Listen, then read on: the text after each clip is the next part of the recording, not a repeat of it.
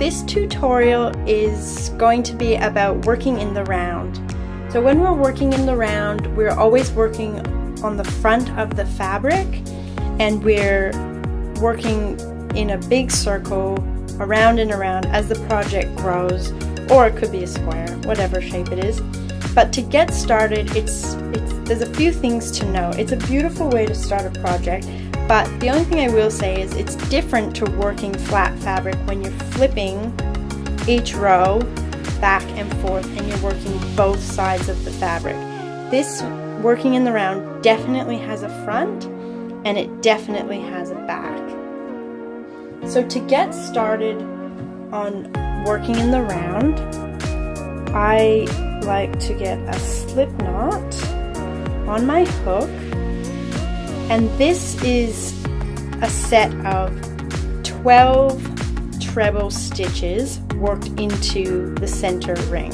Now there's a few different ways that you can do this particular shape, but to get started we're going to chain 4 stitches. Now a treble stitch, you always build a ladder of 3 stitches, but what we're going to do is 1, 2, 3, 4 is use that first chain stitch as our center of the ring. So the next 11 trebles will be worked into this first stitch here. So what we're going to do is we built our ladder, so we're going to go 1, yarn over through that first stitch, yarn over through 2, yarn over through 2, that's 1, into that first stitch, and it tends to loosen up and be a bit more forgiving as you stuff the stitches in there.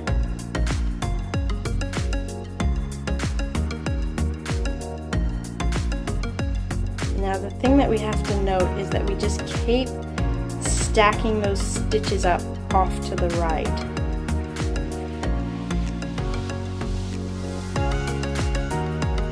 Because we're going to get to a point, usually after 8 or 9 stitches, that it gets really full in that center ring.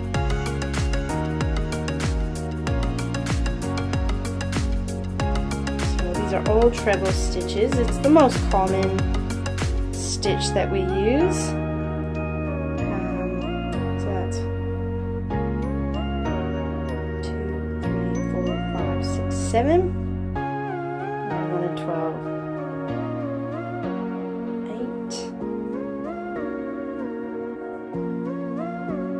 9.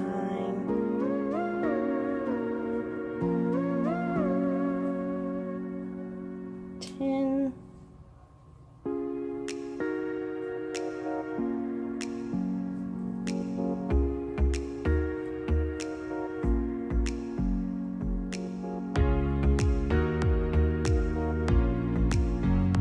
11, 12. Okay, so we've got our first set of 3 chains. 1, 2, 3, 4, 5, 6, 7, 8, 9, 10, 11. Miscounted. 12. And then to finish that off, that's technically round 1 of your project, you're going to insert into the 3rd chain of your first set of chain 3. So that's right there. Yarn over and pull through, and then if required, snip the yarn and finish that off. Generally, if you're making a granny square, you would be changing color now. So you can see that that makes it a nice clean beginning for your project. So that is one way of working in the round. Now there is another way that is used, it's very common. You remember that this one we chained 4 and worked into the first stitch. So that's technically the first stitch. This way is a little bit different, I find it a little bit sturdier, but it can be a little bit trickier. So what we're going to do is chain 3. So that's 1, 2, 3. Then you go ahead and join into a ring. Pick up that side of that first stitch and pull through to lock that off. Now, what have I just done? If you get your little finger in there, in the center of that, you've actually just created a really firm ring in which to start your medallion. So from there we go chain 3 because we're using the treble stitch and we need to build that first ladder.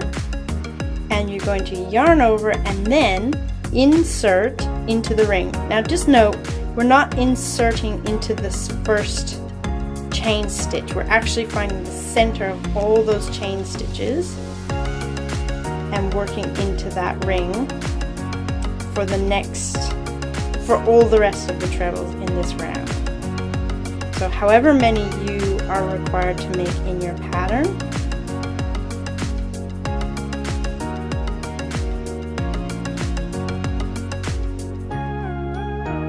Like I said, this is a great way to start a granny square. This way you can work over your tail end and start to darn that in just by working over top of it, which is very helpful in the end.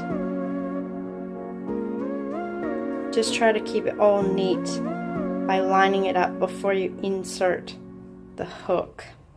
And what I mean by that is grabbing the tail, grabbing the side, getting your finger in there so you know exactly where you're inserting the hook.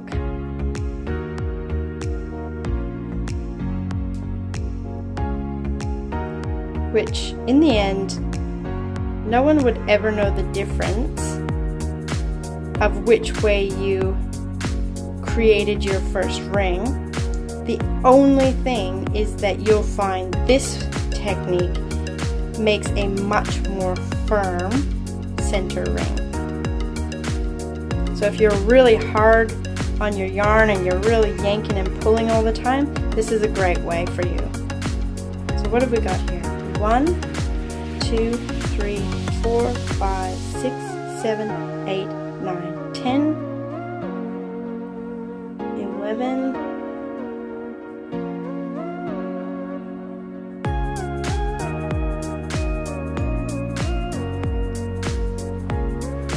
12, and we'll finish that off in the exact same way. I'm just going to cut this yarn. There's a break there. That was lucky. So I'm going to find the third chain of my chain 3, insert the hook, and pull through. Okay, and then you just kind of wiggle it around and get the ease. And that is how we create the first round for working in the round. Yay!